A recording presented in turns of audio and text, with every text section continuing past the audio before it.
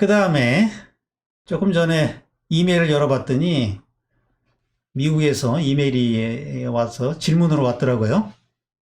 이분은 이제 한국 분인데 주로 미국에서 성장을 해서 미국에서 지금 의사로 활동하고 계신 분 같은데 질문을 한번 읽어보죠.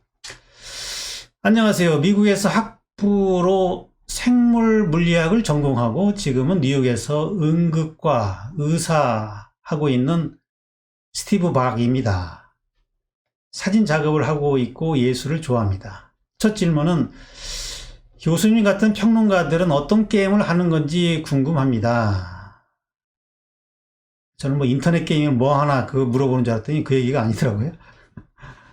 지금 현대 예술이 역사와 다르면서 또 미술사를 재해석하면서 가장 자기다운 예술을 하는 것이 목표인 게임이라면은 평론가는 심판인 것인데요.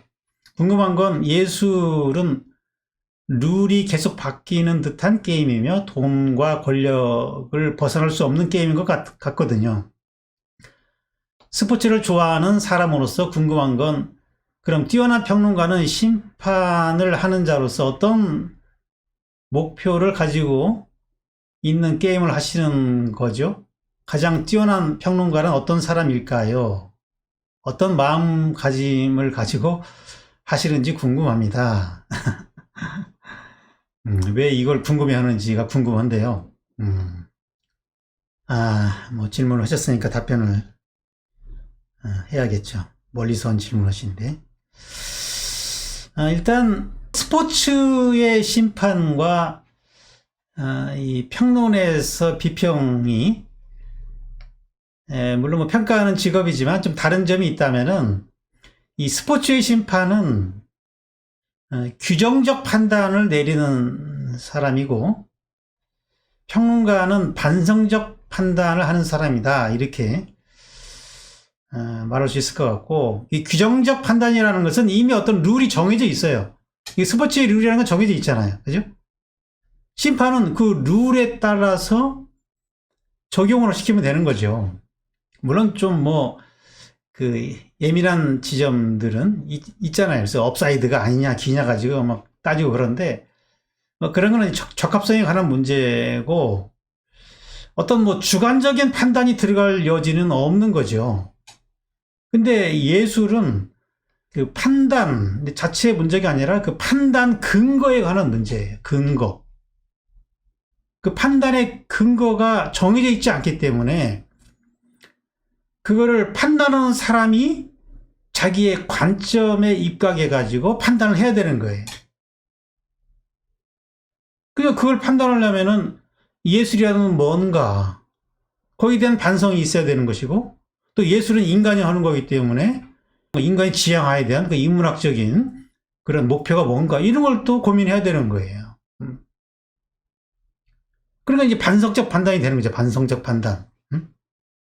그래서 예술의 판단은 어떤 그 근거를 대야 되기 때문에 그 근거를 위한 예술관 내지는 인문학적인 세계관이 필요한 거예요.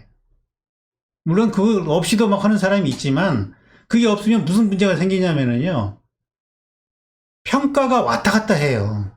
이럴 때는 이게 좋다고 말했다가 또 어떨 때는 그게 안 좋다고 말했다가 이 일관성이 없게 되는 거죠. 중요한 것이 일관성이거든요. 일관성이 있을 때 그 사람 말이 의미가 있는 것이지 일관성이 없이 그때그때에 따라서 좋다 나쁘다를 자꾸 해버리면은 그건 관점이 없다고 봐야 되는 거거든요.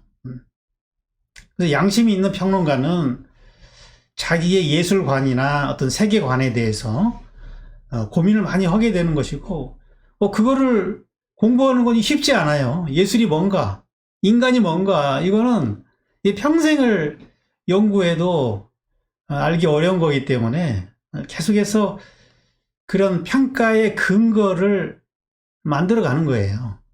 그래서 얼마나 흔들리지 않고 일관되게 말할 수 있는가,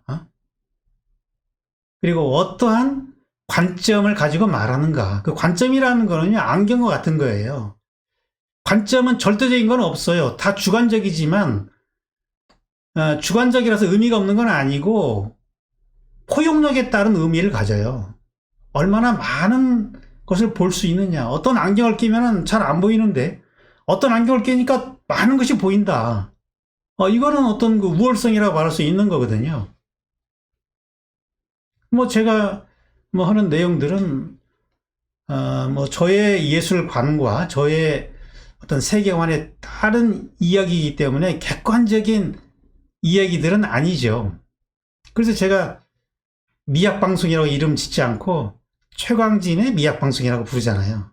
내가 만들어내는 어떤 미학이지 일반적인 미학이 아닌 거예요. 누구나 다 마찬가지인 거라고, 이거는. 그러나 그 관점이 뭐냐, 그 관점이 있을 때 우리는 그 관점을 우리가 공부하는 것이고, 그냥 그 관점을 통해서 우리는 안경을 빌려 써서 보는 거예요. 그러면 새로운 것이 보인다. 그럼 그 안경의 가치는 있는 거죠. 그런 측면에서 저는 이 평론가는 뭐 심판의 역할도 있지만 한편으로는 선수의 역할도 있다. 단지 이 표현하는 매체가 물감이나 뭐 돌 이런 게 아니고 이 문자를 써서 표현을 하는 것이지, 다른 거는 예술가와 다르지 않다. 저는 뭐 그렇게 생각을 하고 있습니다. 사실 그리고 뭐 평론만 직업으로 사는 사람은 별로 없어요. 다 어떤 자기 학문이 있고, 그리고 이제 평론도 같이 하는 거죠. 그래서 뭐 저 같은 경우는 뭐 제가 연구한 학문이 있기 때문에 그러한 어떤 관점을 만들고 그 관점을 정립해 가는데 노력을 하고 있는 것이, 그것이 하나의 뭐 창의적인 예술이라고 생각을 하고 있는 거죠. 그런 면에서 저는 일종의 선수라고 저도 생각을 하고 있는 거죠. 자, 두 번째 질문은 또 뭔가요?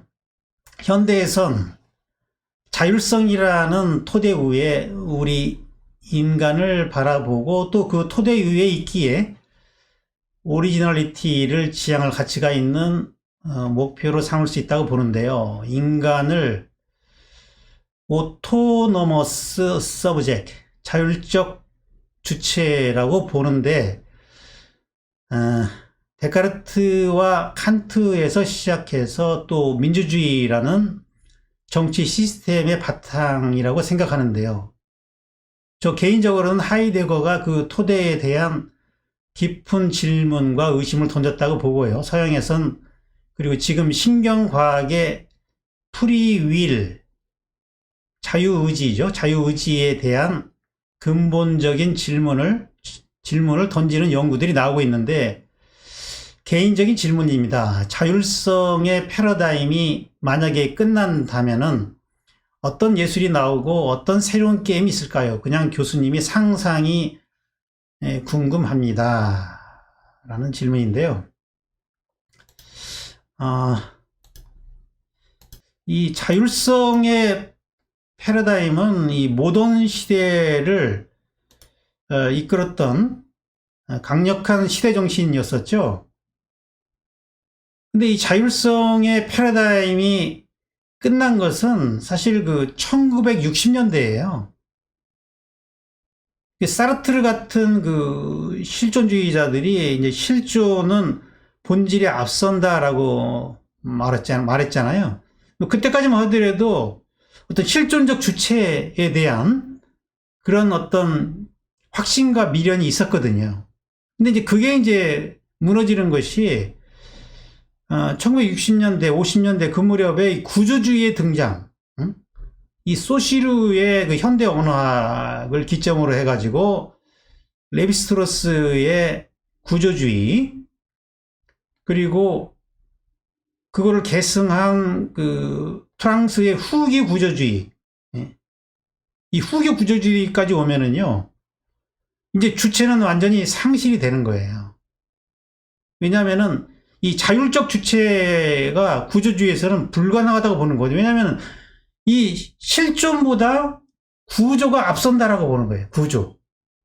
이 한 사람의 개인의 문제는 혼자서 존립할 수 있는 것이 아니라 다른 타자들과의 관계 속에서 의미를 갖는 거기 때문에 이게 이제 언어에서 시작되는 거잖아요. 언어라는 것이 하나의 단어가 스스로 의미를 갖는 게 아니죠. 다른 단어와의 관계 속에서 의미를 갖잖아요. 이런 그 언어학의 그런 내용들이 하나의 철학으로 여기 이어지면서 구조주의를 낳는 거거든요.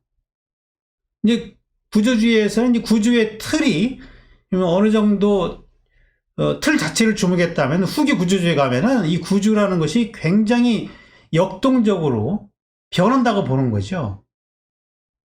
변하기 때문에 불투명한 것이고 이 붙잡을 수 없는 그런 거가 되는 거예요. 그러니까 사실 1960년대 이후 예술에서는 1980년대에 오면은요 이 주체의 죽음이 선포가 돼요. 이 푸코나 로랑 바르트 같은 사람들이 주체의 죽음 이런 얘기를 하잖아요.